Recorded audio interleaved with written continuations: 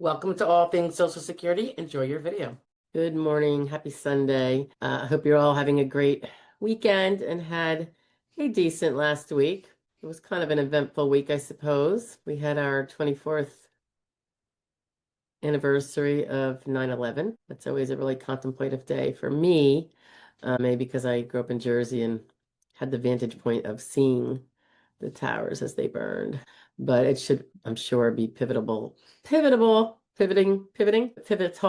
for most of us who are Americans or people who love the United States. But we also had the assassination of Charlie Kirk, which is quite devastating and just such a horrible, horrible thing done by, we'll see. So that was this week.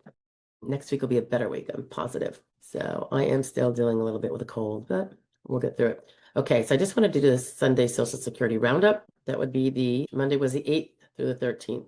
Okay. Oh yeah.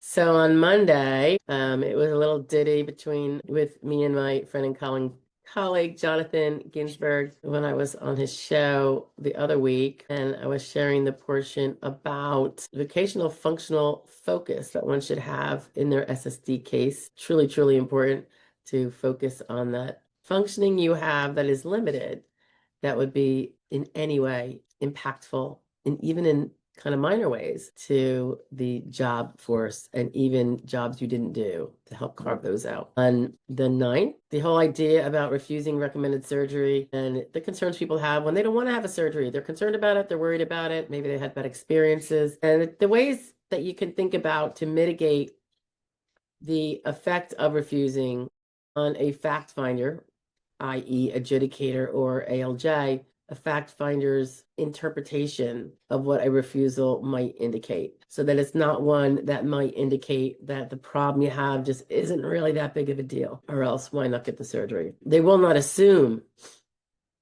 that there's a good reason for refusing surgery unless it kind of shows up in the record. So the next day, this is September 10th. This was a little share to SSI parents of children who are on SSI and what they consider when reporting cash spends from their children's back benefits, perhaps to pay certain debts that have incurred that really are part of the children's support during the time period that their case was pending. And there's a little ad on there for the SSI parents of things you should also be thinking about to protect your child later, because it might just be that the information of today, if they're a minor, is what you're going to need, or they're going to need feasibly 20 years from now if they are filing for a DAC benefit, which they might be able to do, which can get them off of the SSI. September 11th, the infamous day. Oh yeah, this was because Wednesday, pardon me, the 10th, we also had the live Q&A for a couple hours in the afternoon, the lunch hour, as we always do every week. Normally that comes out as a kind of like an abbreviated, somewhat replay Thursdays at noon on our regular noon shares, but YouTube dropped the ball and didn't have it processed by then. 24 hours later, go figure, very strange. I made a joke about possibly being spanked by YouTube for some reason. Who knows? Anyway, so I filled it in with something that had just happened that morning. So it was kind of like a right after share, which I used to do a lot more, but things have been so busy. And it was my discussion with a DDS staffer. And we talked a little bit about how technologies are being utilized at the DDS and some strategies they're using, at least in his particular office, to expedite, or I should say, relieve the backload and get things moving faster at Recon. It was fascinating. Seemed like a really nice guy. Friday was, of course, fraud law review. This would be September 12th. And this one concerned an Aiken, South Carolina woman who was stealing her mother's, who's dead, mother's deceased, Social Security benefits for near a decade. It's just one more example of how when some media said there is no dead people having monies issued in their Social Security number. Wrong. We all knew that was false, but go with the program, right? Stay lockstep. And then Saturday, the 13th, this was the replay that didn't come out when it should have come out on Thursday. And so that is the replay of the Wednesday live Q&A on all things Social Security, where you can come and ask your questions live by typing it in the chat. So you can do it anonymously or not anonymously, whichever way you want.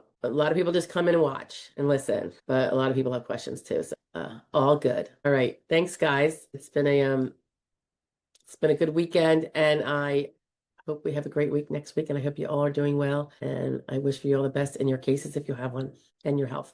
I'll talk to you later. Bye. It's still Sunday. Did you miss last week's Social Security roundup? Not this week that you just heard, but the one prior to that, and want to catch up? I'm attaching it now. Have a great day. Bye. Good morning and happy Sunday. This is Social Security roundup for the week of September 1st, which was last Monday, until Wednesday, Thursday, Friday, Saturday. I think the 6th was Saturday, right? Okay, so what did we have? Maybe I'll slide this over here. Make it a little easier.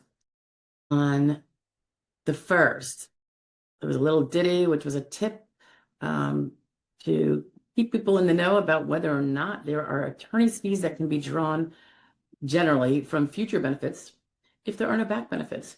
How does that fee get paid or not paid? On Tuesday, the 2nd, we talked about the reopening of an old denied claim.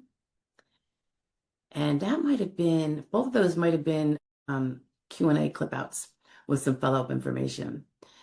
On Wednesday, the 3rd, we had the question and answer regarding whether the alleged onset date, and this was a particular question for a DAC child, should it be exactly on the 18th birthday, should you allege, or if they were younger children when they became disabled, or perhaps disabled from birth, or the impairment was from birth, but there was never any program in which they could go get deemed disabled. Would you pick 18 since DAC only applies to 18 to 22, or would you pick earlier? And reasonable minds could probably differ, so I just share my perspective on that. On the 4th, this was about, I should also say that on Wednesday, we had our Wednesday live Q&A at 1 o'clock, the lunch hour Q&A, and that was fun, as always, with you guys. Wednesday night, I joined Jonathan Ginsburg on his weekly evening, means late at night live stream, and that, again, was super fun with him, answering questions and all. On Thursday, we have the replay with all the pauses and reading and scrolling cut out of it of the Wednesday live stream. So if you ever need to replay it, at least you don't have to sit through some of that very boring time when I'm scrolling. That was Thursday. Friday was our standard Friday fraud law review, and this concerned a convicted felon from Honduras who was guilty of various kinds of fraud ×3. At least some of it was ×3. There was Social Security fraud, illegal U.S. entry. That was the ×3. So I guess deported a few times and came back in and then stole from Social Security or otherwise engaged in Social Security fraud. And then Saturday, yesterday, this was a discussion about age, disability, and whether one would be a strong case or not.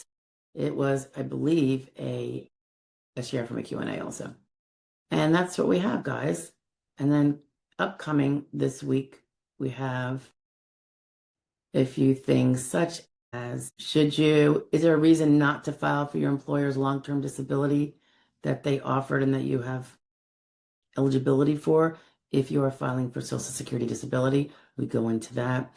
There's also something next week about how to mitigate perhaps a refusal to have surgery or a decision not to have surgery when you are a candidate for that surgery with regard to your disabling impairment. We have something else about, and again, I'm not sure what days these will all come out. They'll probably be out next week. This is for SSI parents, and it was a discussion with a viewer how to report cash payments of perhaps some debts that you incurred while the child that you are supporting, and that SSI is to support, had a pending case. And then when you get those back benefits, how do you pay those loans back or certain bills like that when it's just going to be cash given to the person to pay them back, and how you can protect with a little bit of more astute reporting of that and documentation.